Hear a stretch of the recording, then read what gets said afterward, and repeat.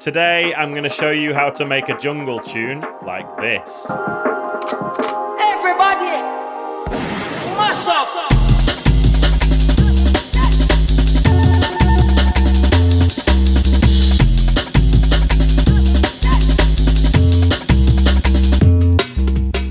So the first thing we need to do is open Ableton Live, create a new project, and just delete these unwanted tracks. Next, I'm going to change the project BPM to 163. So now it's time to bring in our sample. That's the Amen break, and it sounds like this.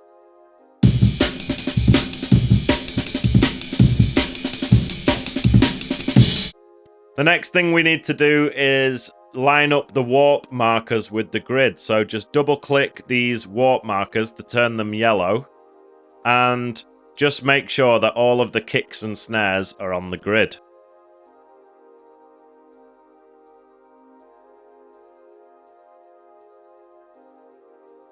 Now that we've got our Amen break warped and all of the warp markers are on the grid, the next thing we're going to do is just right click on it and select Slice to New MIDI Track.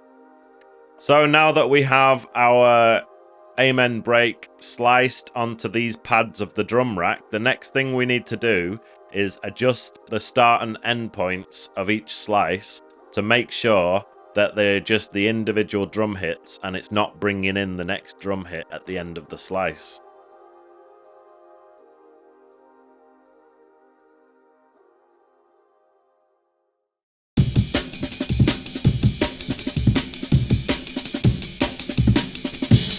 The next sample we're going to be using is the legendary Think break. Now this is from a tune called Think About It by Lynn Collins. It's a classic in jungle music, and there are actually 4 different parts of the Think break that we can use.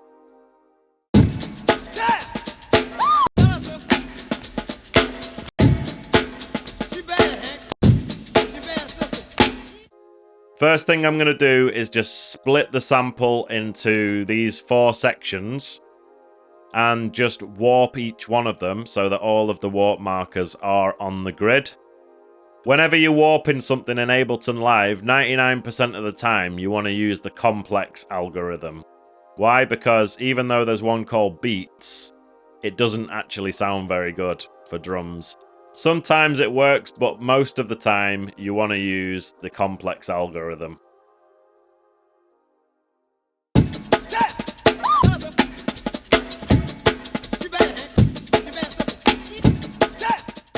Next, I'm going to put these sections together into one 4-bar loop and just press Command and J to consolidate that and rename it to the Think All 4 Parts. Next, just like with the Amen break, I'm going to slice to New MIDI Track and just tidy up the start and end points of each slice.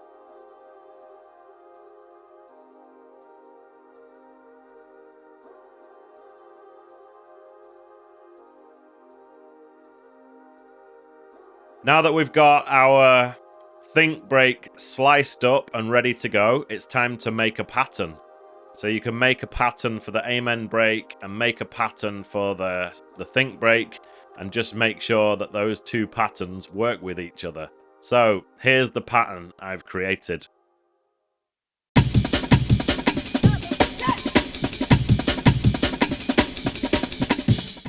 So I'm just going to do some EQing on the Amen break, and here's a little technique for you.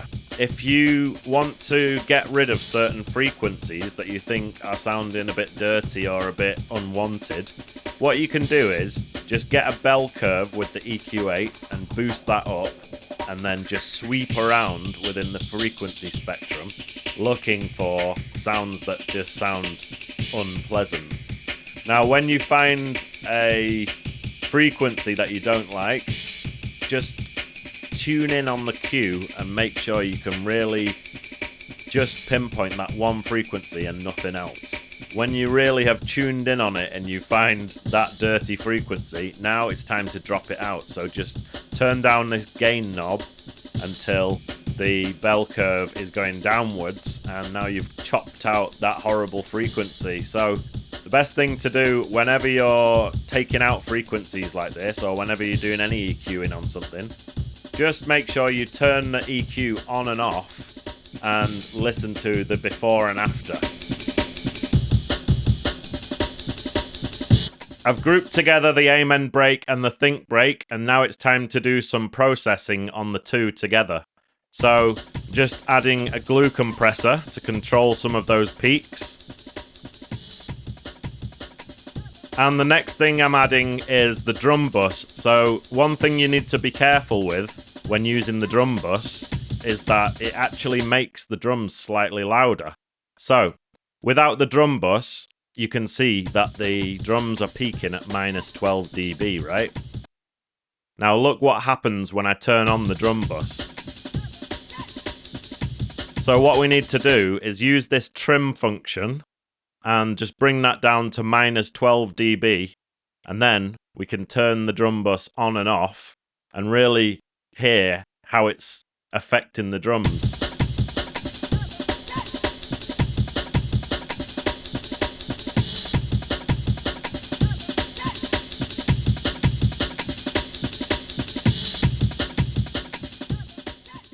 And the last thing I'm going to do with the drums is just put a high pass filter on there, roll it off at around 50 or 60 hertz, and just take out some of that rumble and make way for our sub bass.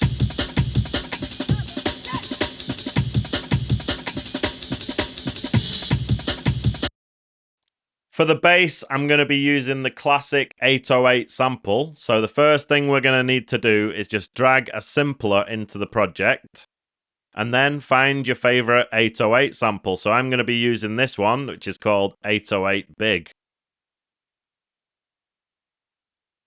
What I usually like to do with the 808 is drag a tuner and put that after it, and then just press a C on your MIDI keyboard, or if you're using the computer keyboard, then it's actually the A key, and just press that, and then make sure that the sample is tuned to C. You can do that using the transpose and detune functions on the simpler. Now that the sample is in tune, we don't need this tuner anymore, so I'm just going to delete that, and the next thing I'm going to do is add a saturator. So I usually like to bring down the output first, then bring up the drive, and just get it to a level where it is sounding fat, but not too over the top. And now it's time to draw in our bass line. So just go into the clip and draw in the notes that you want to use and create a dope bass line.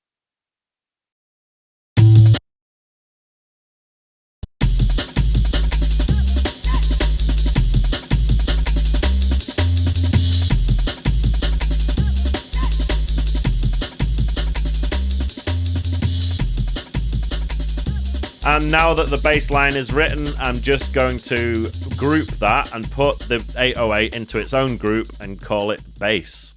Now it's time to add a pad sound, and I've found this pad called Chord Pacific. Now this is an instrument within Ableton Live where you can choose different chord types, and I have chosen minor seventh chords. So I've just put in a bit of a pattern with just two notes, and this is how it's sounding.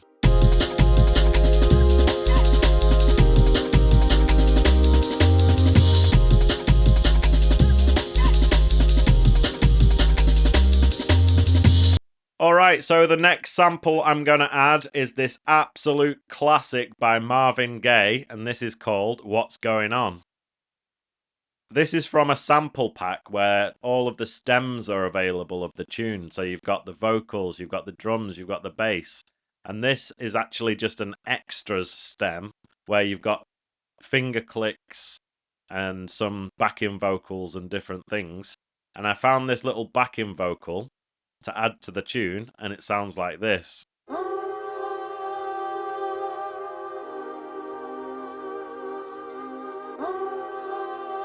So I'm just going to adjust the start and the end point of the sample and just make sure that it is warped properly.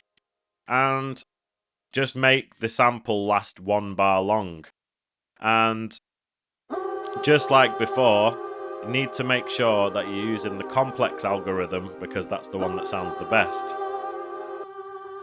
And just like with the pad, I'm adding a bit of delay. I'm going to put it on ping pong again, 4th notes, and the wet to 41%, feedback to 50%. And I'm just going to add a reverb, so it's a plate reverb. Put the decay time down a bit and put the wet and dry to 36%. So for the second bar of the sample, I've pitched it up by 3 semitones and I've reversed it, and now it sounds like this.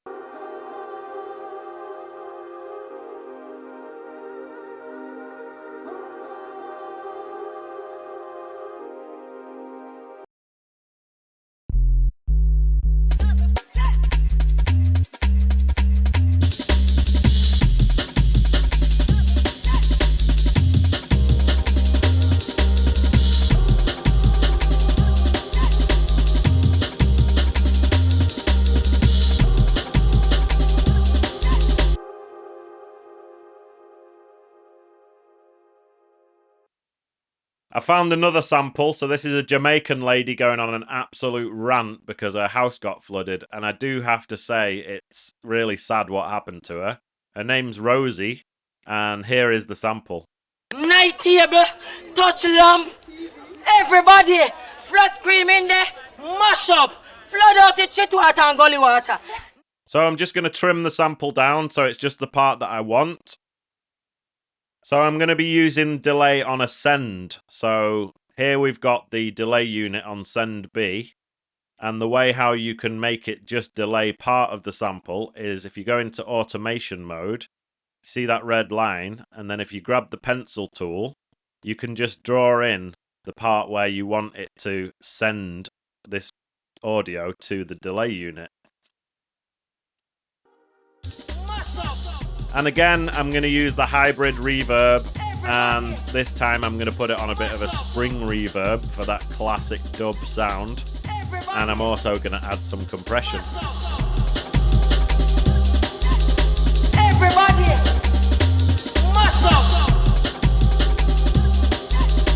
Everybody, mash up. Everybody, mash up. Everybody, mash up.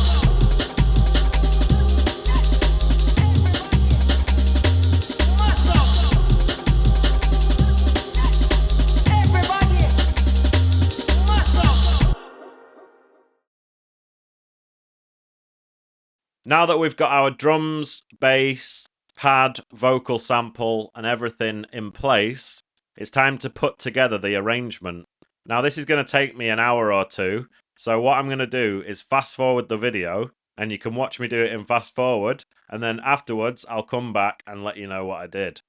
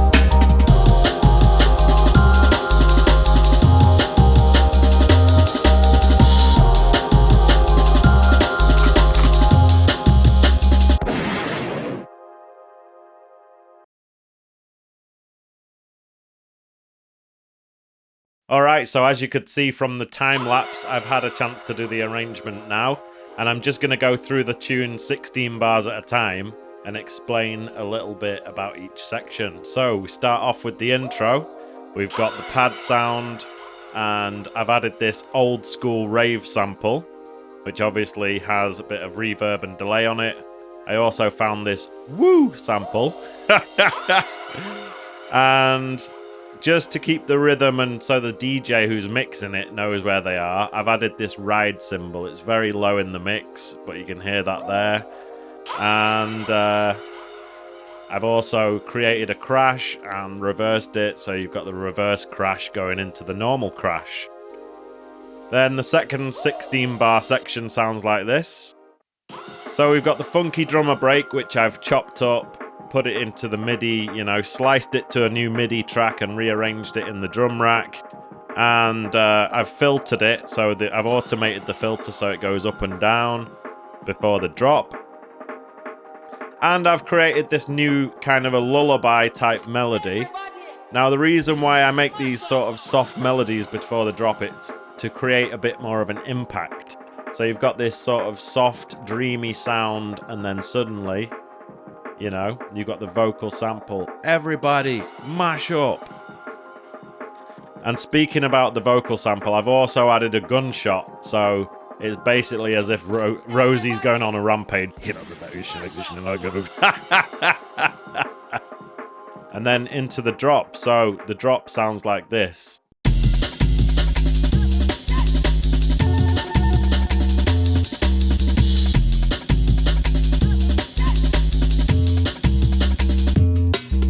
So we've got the Amen break, we've got the Think break, we've got the 808 bass line that I made. I have changed the curve on the saturator, so this is a heavier saturation, so you can hear it more on smaller speakers, for example, because in this particular part of the tune, it's just drums and bass, so you need the bass to sort of have more mid-range in it, so you can actually hear it, And I've put this little dub siren in there. And at the end of this section, I've time stretched Rosie. So she says, mash up! And as you may have seen in a previous tutorial, if you put the time stretching algorithm onto texture, then you can make it sound like an old school Akai sampler from the 90s, which is what they used to use to make jungle, and which is what they used to use for time stretching samples. Alright, so into the second section of the drop, and it sounds like this.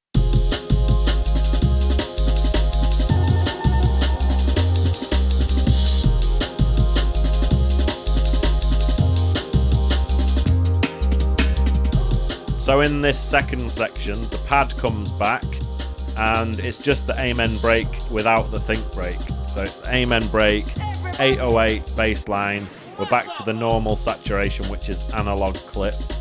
And I've also brought in the little vocal bit that was from Marvin Gaye, and that comes in 8 bars into the 16 bar section.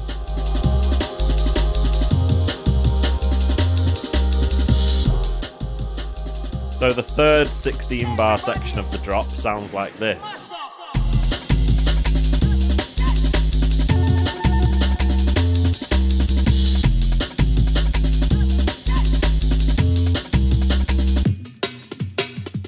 So as you can hear, we're back to just drums and bass. The Think break has come back, and we're back to the heavier 808, which is the medium curve on the saturator. And the only thing that's really different from the first 16 is that I reversed the gunshot.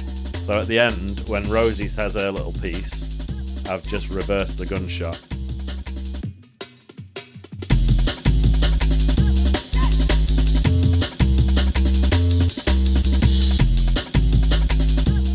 So the last 16 bar section of the drop sounds like this.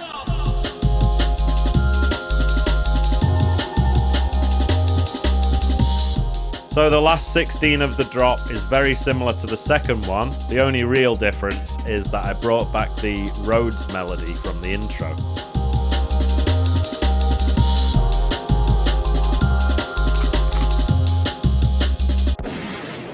If you feel like you've learned something from this video, make sure you subscribe to the channel because there's loads more tutorials where this came from, and there's many more coming.